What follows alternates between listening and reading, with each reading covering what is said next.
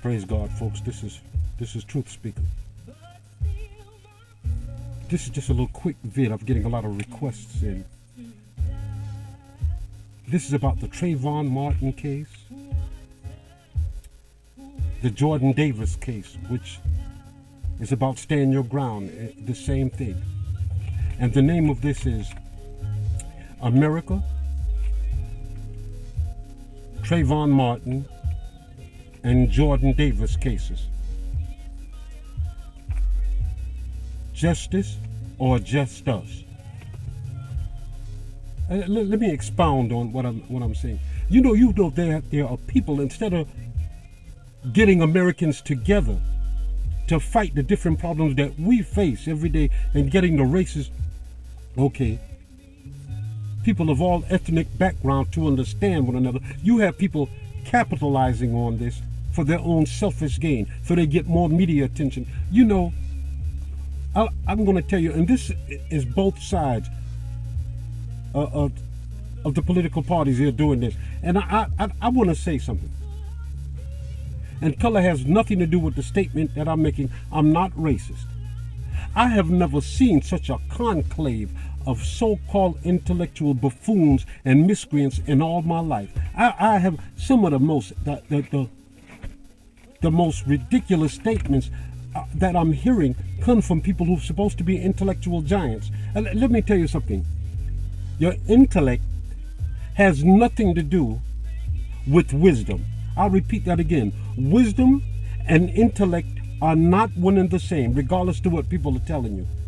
And neither intellect or wisdom has anything to do with your character. Do you understand that?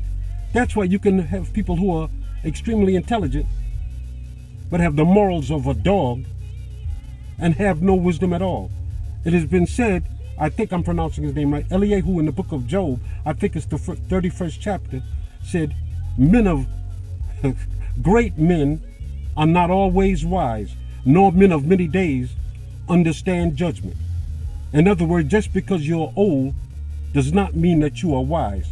My grandmother used to tell me something, there's no fool like an old fool. I'm going to tell you something. What's tragic? This young man's death is a tragedy. Oh, he jumped on it. Now, we done heard 10 different situations. We done heard 10 different things from the time the next day after it was reported to when the whole trial was over last week. We done heard 10 different things. I mean, look, let's face it. Almost everybody that come in contact with me and my friend said, mostly all that stuff was just it was ridiculous. And for those mother and father have to sit there to listen to that. But this is what I'm going to tell you. If we as Americans are no better than this, we are in a hell of a lot of trouble. And I'm not racist. Listen to the racist, the sickening, the stupid comments that people are making. Thank God for the bullet that killed him. You can follow him as long as you don't. Let me tell you something. Some of my father and our family best friends were Italian. We live right next door to Italians. My father and grandfather, my mother's father, worked with Italian and Irish all their life, and I did too. We were so close, we even had their cabin in Brewster, New York. The guy, my grandfather used to work for a man named Pat the Cruiser. Going on up there, and you can have it, JC. Just go hunting and fishing and stay up there. Let me tell you,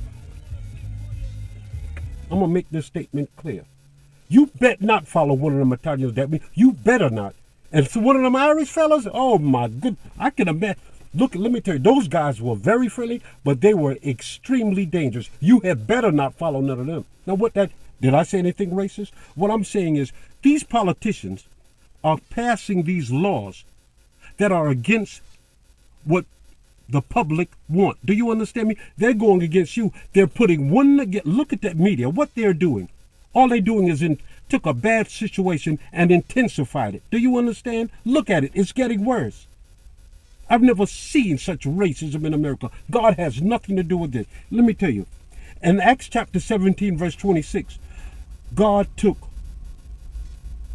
made all nations of men of one blood. I'll repeat that. God made all nations of men of one blood. That's Acts chapter 17, verse 26. Look what they're doing. They're closing down schools. Look at Philadelphia. Look at Chicago. And they're talking about fixing the problem. They're putting one ethnic group against another, one race against another. Then they sit back and watch the fun as they are still outsourcing jobs. They're taking pensions. Do you understand that? Look what Detroit's doing. Those are a lot of white people. Look what they did to the Samantha Rosenbaum, the young white girl. Look at what they're doing. And see, look what they did in Philadelphia. Look at all the white people that they locked up.